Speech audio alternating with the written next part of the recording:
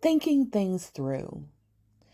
Now, we probably all know people who make poor choices, and we might think about what their motivations are and come to some conclusions, and that would all be speculation. Sometimes we might be right, sometimes we might be wrong. Sometimes this speculation is shared with others, and then it becomes a narrative. It becomes something that you hear repeated. But just because something becomes a common narrative doesn't mean that it makes any sense. So, on a Facebook post that was responding to a meme about how women's standards and behavior and class had declined since the 90s to the present, a man made a comment and he basically said that women are running a scam.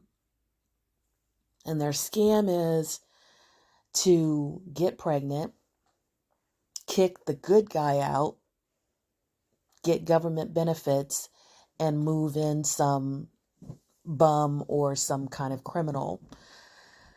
And I read his statement and it just struck me, a lot of times I just pass a lot of this stuff by, but it just struck me that it's just so crazy to believe that this is widespread. Now, of course, we know that there are a lot of children that are had where the woman is not married to the man and they don't have that kind of, in a sense, quote, stable relationship. Not to say that marriages can't end, but to assume that from the outset, from the very beginning, that this is a scam. And we're not talking about celebrities. We're not talking about somebody with money. We're literally just talking about child support as the scam.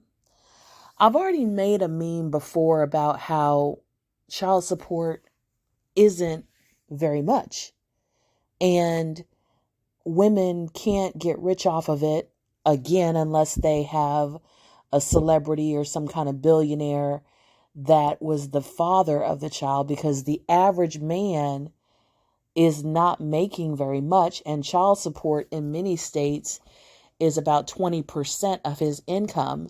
So if most people need two incomes to make a household work, getting 20% of someone's income is not enough incentive to have a child.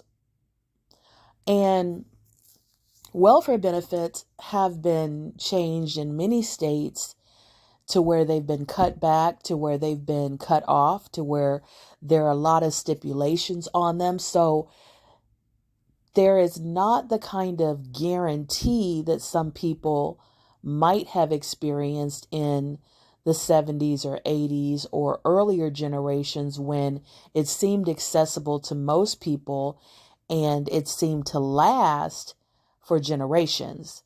Those days are widely gone in many states.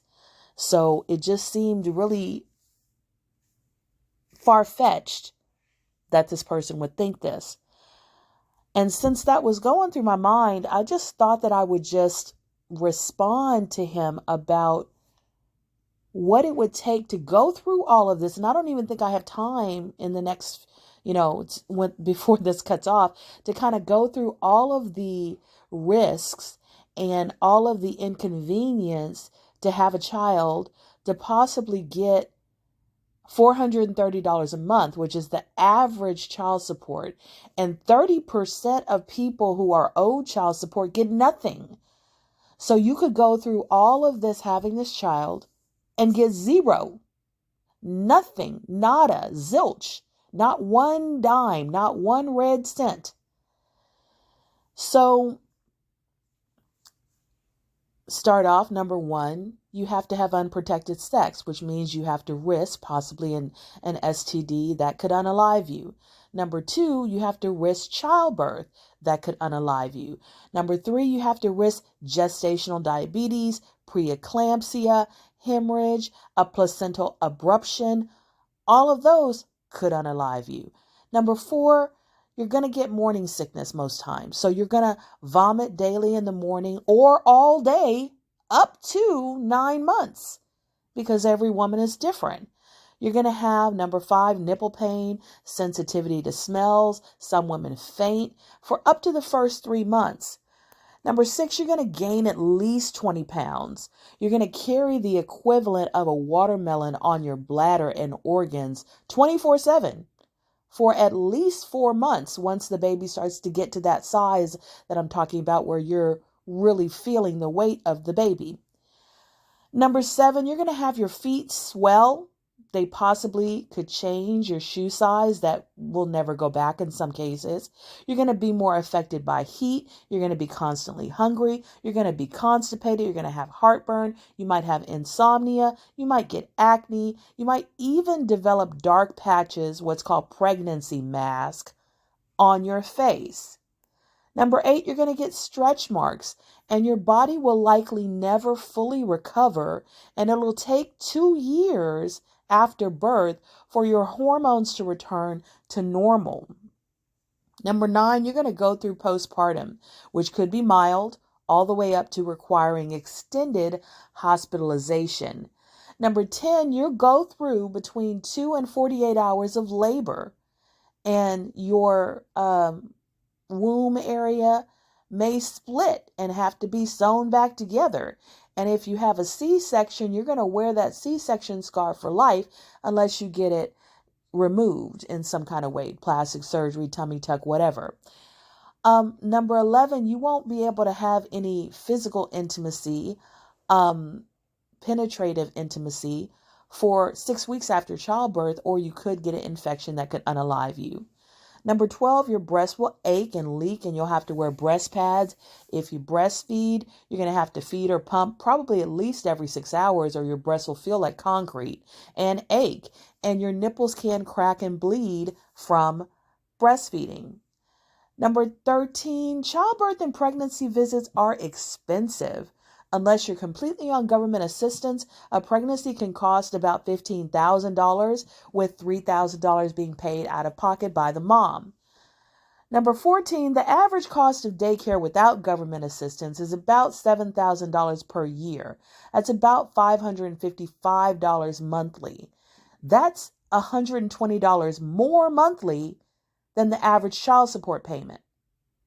The government does provide vouchers, certificates, subsidies, or fee assistance for eligible moms.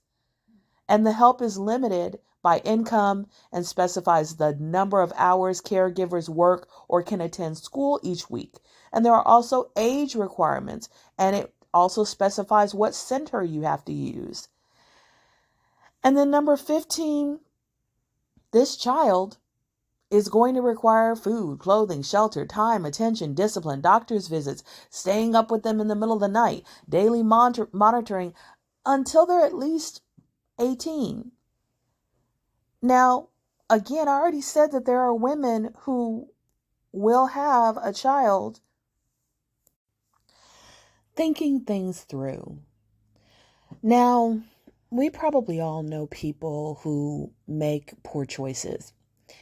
And we might think about what their motivations are and come to some conclusions. And that would all be speculation. Sometimes we might be right. Sometimes we might be wrong. Sometimes this speculation is shared with others, and then it becomes